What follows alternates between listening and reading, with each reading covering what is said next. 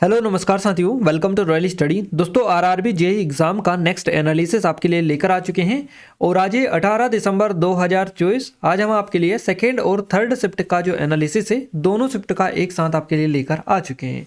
और आपका आज लास्ट दिन है एग्ज़ाम का, तो आपका इनसे पहले जितने भी दिन के एग्जाम हुए थे सभी का एनालिसिस हमने यहाँ पर करवा रखा है। प्लेलिस्ट आप चेकआउट कर लीजिएगा। क्लियर है। इन वीडियोस के पीडीएफ के लिए एप्लीकेशन टेलीग्राम चैनल ग्रुप को ज्वाइन कर लीजिएगा। दोनों के लिंक आपको डिस्क्रिप्शन में मिल जाएगी। क्लियर है। चैनल को अभी तक सब्सक्राइब नहीं किया है, सब्सक्राइब करके बेल आइकन को ऑल पर सेलेक्ट कर दीजिएगा। सेकंड और थर्ड शिफ्ट के क्वेश्चंस हमें पूरे के पूरे लगभग मिल चुके हैं, जो कि यहाँ पर हम कवर आपको करवाएंगे। तो गाइज पहला क्वेश्चन है आज का आपका सेकंड शिफ्ट का। अमीबा में किस प्रकार का जो विखंडन है ये पाया जाता है या फिर होता है? तो द्विविखंडन बेसिकली होता है। अमीबा जो है द्विविखंडन की प्रक्रिया द्वारा जनन करता है। ये अलैंगिक प्रजनन का एक तरीका है। और द्विविखंडन जो है ये प्रक्रिया अमीबा, देखिए द्विविखंडन की प्रक्रिया में अमीबा का जो शरीर होता है इसके बारे में ये बातें होती है, जैसे कि अमीबा अपने आनुवांशिक पदार्थ की नकल करता है। अमीबा जो है गोलाकार हो जाता है। इसके अलावा अमीबा का जो केंद्रक है दो केंद्रकों में बढ़ जाता है और जीवरस भी जो है बीच से खिसक कर जो है बढ़ जाता है ये। और इस तरह एक जो अमीबा है इससे विभाजन द्वारा दो छोटे अमीबे बन जाते हैं। प्रत्येक नए जो अमीबा है इसको डीएनए की एक प्रति मिलती है और संतति कोशिकाएं आनुवांशिक रूप से दूसरे और जनन जो कोशिका होती है जनक की कोशिकाओं के समान ये बेसिकली होती है। तो आपको ये जो डिटेल है बेसिकली अमीबा के बारे में है, तो आपको याद थोड़ी सी देख लेना है। अगला क्वेश्चन है हमारा, उससे पहले थोड़ी सी अपडेट दे दे। ये हमारी आरपीएफ कांस्टेबल के लिए स्पेशल टेस्ट सीरीज है जो सिर्फ 79 रुपीज़ की प्राइस पर दी जा रही है। लिमिटेड टाइम है, अगर अभी तक इनरोल नहीं किया है तो गोल्डन अपॉर्चुनिटी आप सभी लोगों के लिए गाइस। लेटेस्ट पैटर्न पर बेस्ड है और इसमें 500 से अधिक टेस्ट आपको मिलेंगे, जिसमें स्टडी मटेरियल पीडीएफ नोट्स वगैरह सारी चीज़ें रहेंगी। ये नंबर है, कोई डाउट है कुछ क्वेरी से कॉन्टैक्ट भी आप हमसे कर सकते हैं। पूरे लेटेस्ट पैटर्न पर बेस्ड है, तो डिस्क्रिप्शन में जाकर चेकआउट कर लीजिएगा। पेड कोर्स में सारी चीज़ें आपको व्यवस्थित रूप से मिल जाएगी। इसके अलावा हमारी एसएससी जीडी की भी है और आपके लिए एनटीपीसी के लिए भी मिल जाएगी। बाकी और भी एमपीएसआई वगैरह आपको वो भी मिल जाएगी। क्लियर है। और किसी एग्जाम की आप प्रिपरेशन करें उसकी भी डिस्क्रिप्शन में लिंक है, जाकर चेकआउट कर लीजिएगा। अगला क्वेश्चन है, विश्व सतत विकास शिखर सम्मेलन 2024 कहाँ आयोजित किया गया? तो ये नई दिल्ली में आयोजित किया गया। वर्ल्ड सस्टेनेबल डेवलपमेंट समिट ये था, है ना, VSDS है ना। तो VSDS वर्ल्ड सस्टेनेबल समिट है ना, डेवलपमेंट समिट था 2024। 7 से 9 फरवरी 2024 के बीच में नई दिल्ली जो थी भारत, यहाँ पर आयोजित किया गया था। और इस सम्मेलन का जो आयोजन है ऊर्जा और संसाधन संस्थान है टेरी, TERI टेरी, इसके द्वारा किया जाता है ना, इसने किया था। इस साल का जो विषय था ये सतत विकास और जलवायु न्याय के लिए नेतृत्व था।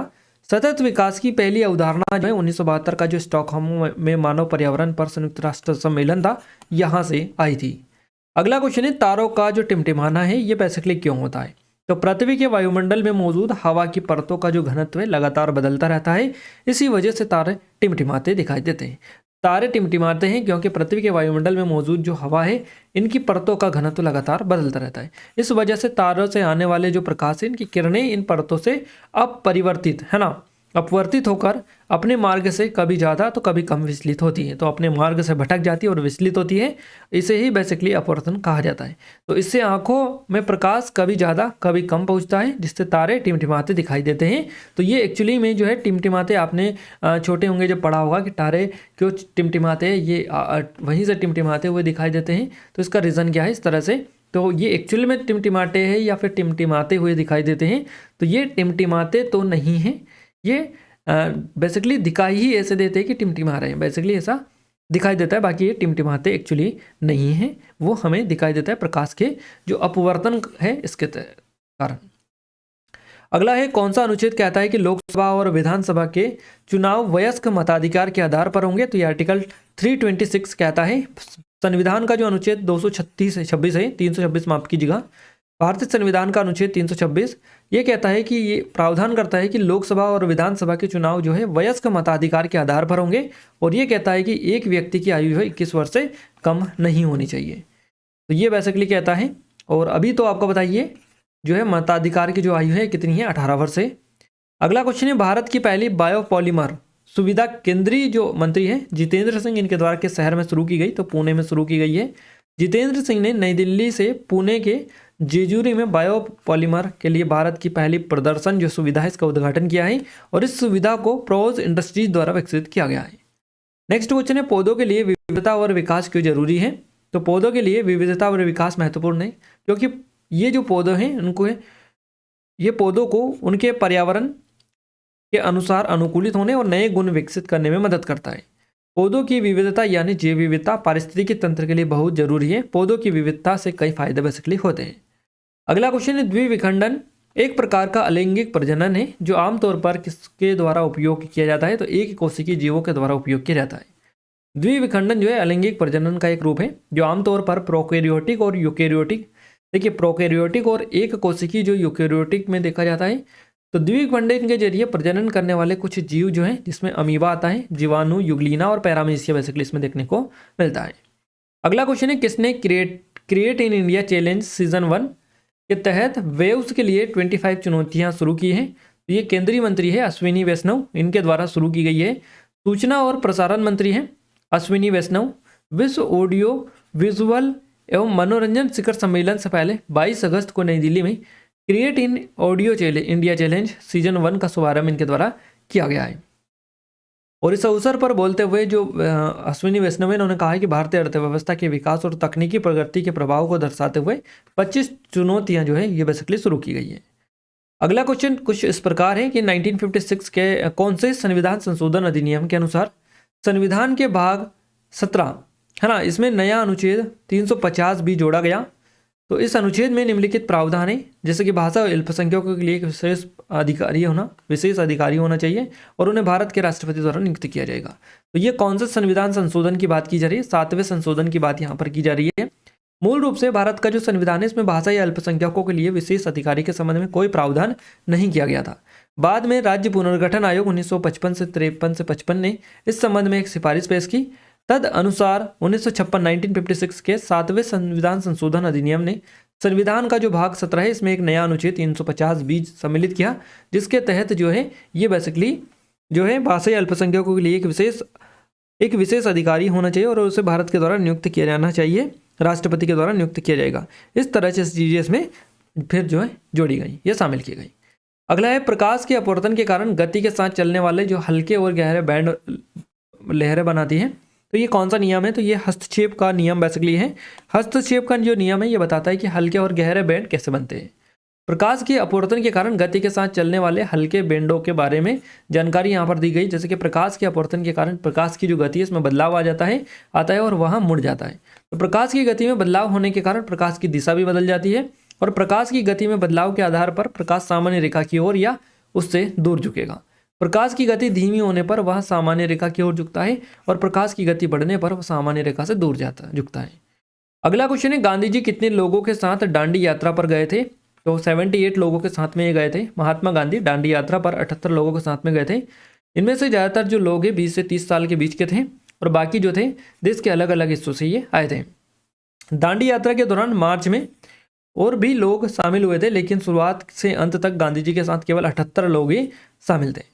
अगला क्वेश्चन है, नागरिकता संशोधन अधिनियम कब लागू हुआ था? तो ये 10 जनवरी को हुआ था 2020 में। क्लियर है? नागरिकता संशोधन अधिनियम 2019 CAA है ना, इसको 11 दिसंबर 2019 को संसद ने पारित किया था। तो क्वेश्चन बन सकता है कि संसद से कब पारित हुआ? राष्ट्रपति की सहमति कब इस पर दी गई? तो संसद से पारित हुआ 11 दिसंबर 2019 को। राष्ट्रपति के हस्ताक्षर के बाद में 10 जनवरी 2020 को ये जो कानून है ये लागू हो गया था। तो 10 जनवरी 2020 करेक्ट आंसर रहेगा। गाइस ये हमारी आरपीएफ कांस्टेबल के लिए स्पेशल है, डिस्क्रिप्शन में लिंक है, जाकर चेकआउट कर लीजिएगा। सिर्फ 79 रुपीज़ की प्राइस पर मिल रही है, लिमिटेड टाइम है। अगर अभी तक इनरोल नहीं किया है तो गोल्डन अपॉर्चुनिटी आप सभी लोगों के लिए। ये एसएससी जीडी की इसकी भी प्राइस सिर्फ 79 रुपीज़ है, जिसमें 500 शेयर टेस्ट आपको मिल रहे हैं। लिमिटेड टाइम है, लेटेस्ट पैटर्न पर बेस्ड है पूरी की पूरी, और ये MPSI के हैं। इसकी भी लिंक डिस्क्रिप्शन में दी गई है, आप जाकर चेकआउट कर लीजिएगा। पेड कोर्स में आपको सारी चीज़ें व्यवस्थित रूप से मिल जाएंगी। अगला क्वेश्चन है, केंद्रीय कृषि एवं किसान कल्याण राज्य मंत्री हैं रामनाथ ठाकुर, इन्होंने कहाँ पर आयोजित G20 कृषि मंत्री स्तरीय बैठक में भाग लिया है? तो ब्राजील का ये जो कुइआबा है यहाँ पर आयोजित किया गया। ये केंद्रीय कृषि किसान कल्याण राज्य मंत्री है डॉक्टर रामनाथ ठाकुर, इन्होंने जो है ब्राजील के कुइआबा में आयोजित G20 कृषि मंत्री स्तरीय बैठक में भाग लिया है। तो ये ब्राजील के कुइआबा में बेसिकली हुआ है, आपको याद रखना है।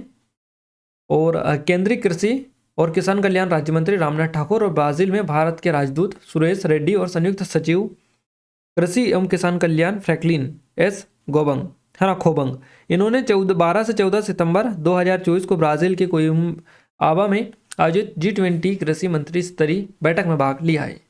अगला क्वेश्चन है सोलिनॉइड। सोलिनॉइड के अंदर का जो चुंबकीय क्षेत्र होता है कैसा होता है, तो मजबूत और एक समान होता है। सोलेनोइड के अंदर का चुंबकीय क्षेत्र जो है मजबूत और एक समान होता है। इसका मतलब है कि अंदर का चुंबकीय क्षेत्र लगभग हर जगह समान होता है और एक ही दिशा में होता है। सोलेनोइड के बाहर चुंबकीय जो क्षेत्र है ये शून्य होता है, ये भी आपको याद रखना है। अगला है सोलेनोइड में चुंबकीय जो क्षेत्र है इसकी प्रकृति या आकार कैसा होता है, तो बेलनाकार होता है आकार। सोलेनोइड में चुंबकीय क्षेत्र की जो प्रकृति है एक समान होती है और इसका आकार जो है बेलनाकार होता है। सोलेनोइड के अंदर चुंबकीय क्षेत्र एक समान होता है, जिसका मतलब है कि अंदर का जो चुंबकीय क्षेत्र है लगभग हर जगह एक समान है और एक ही दिशा में इंगित बेसिकली करता है। चलिए, और सोलेनोइड के आकार के कारण इसके अंदर का जो क्षेत्र बहुत समान और बहुत मजबूत हो सकता है। अगला क्वेश्चन है एथेनॉल और एसिटिक एसिड मिलकर क्या बनाते हैं, तो ये एथिल एसीटेट बनाते हैं। एथेनॉल और एसिटिक एसिड मिलकर एथिल एसीटेट बनाते हैं, आपको याद रखना है। एथिल एसीटेट एक एसीटेट एस्टर, एथिल एस्टर और वाष्पशील कार्बनिक यौगिक बेसिकली हैं। चलिए, अगला क्वेश्चन है हमारा CaOCl2 किससे बनता है, तो बूझे हुए चूने या सूखे बूझे चूने CaOH2 और क्लोरीन का है Cl2, इसकी अभिक्रिया से बेसिकली बनते हैं। अगला क्वेश्चन है हाइड्रोजन आयन और OH आयन बराबर होने पर जो pH मान है क्या होगा, तो ये 7 होता है।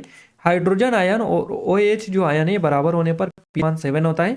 pH स्केल पर 0 से 14 के बीच संख्याएं होती है जिनका जो इस्तेमाल है किसी घोल की अम्लीता और क्षारीयता को मापने के लिए किया जाता है। तो pH 7 को तटस्थ या pH माना जाता है, तटस्थ आप ऐसे बोल सकते हैं। अगला क्वेश्चन कुछ इस तरीके से है कि Na2CO3 है ना, यहाँ पर जो X दिया है तो XH2O, इसमें X की जगह पर क्या आएगा ये आपको बताना है। तो X की जगह पर इस सूत्र में समीकरण में आ जाएगा 10 है ना, 10 आता है, तो ये बेसिकली सही रहेगा Na2CO3 10H2O। इसको हाइड्रेटेड सोडियम कार्बोनेट कहा जाता है। और वहीं अगर बात करें सोडियम कार्बोनेट डिकोहाइड्रेट को, तो इसको धावक सोडा के नाम से भी जाना जाता है। अगला क्वेश्चन है श्रृंखला यानी सीरीज में प्रतिरोध घटाने पर क्या प्रभाव पड़ता है, तो कुल जो सर्किट प्रतिरोध है कम होता है और कुल सर्किट करंट बढ़ता है। अगला क्वेश्चन है प्रतिरोधकता की परिभाषा, तो किसी पदार्थ की वह विशेषता है जिससे पता चलता है कि वह पदार्थ विद्युत धारा को कितनी आसानी से या कितनी दृढ़ता से पारित करता है। अगला क्वेश्चन है Na2CO3, तो Na2CO3 को पानी में घोलने से बनने वाला जो घोल है इसकी प्रकृति क्या होती है, तो क्षारीय बेसिकली होगी, क्षारीय करेक्ट आंसर रहेगा। नेक्स्ट है ग्रेगर मेंडल ने जीन को कारा किया अलील कहा था, तो वो बाद में किस नाम से जाना जाने लगा था, तो जीन के नाम से, जैसा कि यहाँ पर क्वेश्चन में दे रखा है, आपका करेक्ट आंसर रहेगा। अगला है प्रथम पीढ़ी F1 संतति में किस प्रकार के गुण स्पष्ट रूप से दिखाई देते हैं, तो माता पिता के लक्षणों में से एक ही जो पैतृक लक्षण है ये बेसिकली दिखाई देते हैं। प्रथम पीढ़ी F1 संतति में माता पिता के लक्षणों में से एक ही जो पैतृक लक्षण दिखाई देते हैं, इसे प्रभावी लक्षण भी इसे कहा जाता है। F1 पीढ़ी में अप्रभावी जीन छिपा होता है, हालांकि बाद की पीढ़ियों में अप्रभावी जीन विशेषताएं दिखाई दे सकती हैं। तो ये क्वेश्चन थे आपके सेकंड शिफ्ट के क्वेश्चन थे ये, जो कि हमने कवर करवा दिए आपको। अब हम थर्ड शिफ्ट की ओर आगे बढ़ेंगे। थर्ड शिफ्ट का पहला क्वेश्चन है कौन से अनुच्छेद के तहत किसी भी कारखाने, खदान या खतरनाक व्यवसाय में 14 से कम उम्र के जो बच्चे हैं उनको बच्चों को काम करने पर रखे जाने पर रोक लगाता है। आर्टिकल 24 ये लगाता है। और इससे पहले एक दिन और ये क्वेश्चन बन चुका है, हमने आपको पूरा डिटेल में कवर करवाया था। जिन्होंने देखा है वीडियो 100% गारंटी के साथ कह सकते हैं बिल्कुल सही करके आए होंगे। अगला है पिता में X गुणसूत्र की जो संख्या है कितनी होती है, तो 1 होती है। देखिए महिलाओं में 2 X गुणसूत्र होते हैं, अगर महिला के पूछी जाती है तो 2 होता है। तो महिलाओं में 2 X गुणसूत्र होते हैं और पुरुषों में जो है 1 X और 1 Y गुणसूत्र होते हैं। तो आपको ऐसे याद रखना है कि पुरुषों में जो है 1 X होता है और 1 Y होता है और महिलाओं में दोनों X गुणसूत्र पाए जाते हैं। अगला क्वेश्चन है एक वृत्ताकार लूप करंट पास करता है तो किस दिशा में बल लगेगा, तो वृत्ताकार धारा लूप में धारा की दिशा वामावर्त दिशा में होती है। मोनोपोली को संतुष्ट करता है, इस तरह से भी क्वेश्चन था, एग्जैक्ट पता नहीं चल पाया है। अगला है विद्युत चुंबकीय बल की खोज जो है किसने की थी, तो हैंस क्रिश्चियन ऑस्टेड के द्वारा की गई थी। नेक्स्ट क्वेश्चन है 2024 में एससीओ की जो बैठक हुई थी कहाँ पर हुई थी? इस्लामाबाद में हुई थी। क्वेश्चन रिपीट हुआ है, इससे पहले भी कल आपका पूछा गया था। अगला है एक उत्तल दर्पण की जो फोकस दूरी है 15 सेंटीमीटर है। एक वस्तु इसके अक्ष मुख्य अक्ष पर ध्रुव से 30 सेंटीमीटर दूरी पर रखी गई है, तो वस्तु के प्रतिबिंब की स्थिति ज्ञात कीजिएगा। तो वस्तु का जो प्रतिबिंब है दर्पण के पीछे 10 सेंटीमीटर की दूरी पर बनेगा। अगला है इसरो ने अपने दिवस पर कौन सा रॉकेट लॉन्च किया? तो पृथ्वी अवलोकन उपग्रह 08, तो EOS 08 ये जो है लॉन्च किया है। भारतीय अंतरिक्ष अनुसंधान संगठन इसरो ने अपने जो 155 माफ कीजिएगा अपना 55वां जो स्थापना दिवस है इस पर 15 अगस्त 2024 को पृथ्वी अवलोकन उपग्रह 0.8 माफ कीजिएगा 08 है ना, ये प्रक्षेपित करेगा या क्या है? अगला क्वेश्चन है इनमें से कौन सा पंचायती राज मंत्री है? तो राजीव रंजन सिंह, जिनको लल्लन सिंह के नाम से भी जाना जाता है, ललन सिंह या लल्लन सिंह, ये जो है पंचायती राज मंत्री हैं, याद रखिएगा। तो राजीव रंजन सिंह या फिर उर्फ लल्लन सिंह केंद्रीय कैबिनेट मंत्री है पंचायती राज के, तो केंद्रीय पंचायती राज मंत्री है ये। और अगर आपसे केंद्रीय पंचायत राज्य में के राज्य मंत्री पूछे जाए, पंचायत राज्य के राज्य मंत्री, तो ये हैं आपके AP सिंह बघेल, भारत सरकार के केंद्रीय राज्य मंत्री है ये, पंचायती राज्य में राज्य मंत्री। पंकज चलने के बाद गर्म हो जाता है, इसका प्रभाव क्या पड़ेगा? इस तरह से भी क्वेश्चन था। लेंस में कितने फोकस होते हैं? तो 2 फोकस बेसिकली होते हैं। किस अनुच्छेद के तहत पौंडीचेरी की स्वतंत्रता पर प्रश्न नहीं उठाया जा सकता है? इस तरह से भी क्वेश्चन आपका बना है। अगला है शिवराज सिंह चौहान कौन से मंत्रालय के मंत्री हैं? ग्रामीण विकास, कृषि एवं किसान कल्याण मंत्री ये हैं शिवराज सिंह चौहान। तो ये सारी चीजें हैं आपके पास में। और गाइज मैं आपको बता दूं जितने भी क्वेश्चंस थे आपके थर्ड के सेकंड के हमने पूरे के पूरे आपको लगभग कवर करवा दिए जितने भी हमें पता चल पाए। ये हमारी RPF कांस्टेबल के स्पेशल टेस्ट सीरीज है, SSC DD के लिए स्पेशल है और ये हमारी MPSI के लिए स्पेशल है। इन सभी के लिंक डिस्क्रिप्शन में, अगर अभी तक चेकआउट नहीं किया तो डिस्क्रिप्शन में लिंक है, जाकर चेकआउट आप जरूर कर लीजिएगा। लेटेस्ट पैटर्न पर बेस्ड है, सिर्फ और सिर्फ 79 रुपीज़ की प्राइस पर अभी दी जा रही है, लिमिटेड टाइम है। एनरोल नहीं किया है तो जल्दी से आप कर लीजिएगा। पेड कोर्स में जाकर चेक करिएगा, सबसे कम प्राइस में व्यवस्थित रूप से सारी चीज़ें आपको मिल जाएंगी। इन वीडियोस के PDF के लिए एप्लीकेशन को डाउनलोड कर लीजिएगा, टेलीग्राम चैनल ग्रुप को ज्वाइन कर लीजिएगा, दोनों के लिंक आपको डिस्क्रिप्शन में मिल जाएगी। गाइस वीडियो को लाइक नहीं किया तो वीडियो को लाइक, चैनल को सब्सक्राइब जरूर कर लीजिएगा, बेल आइकन को ऑल पर सेलेक्ट कर दीजिएगा ताकि जो भी नया वीडियो है सबसे पहले आप सभी के पास में पहुंच पाए। तो मिलते हैं हमारे नेक्स्ट स्टडी वीडियो में, तब तक के लिए जय हिंद, वंदे मातरम।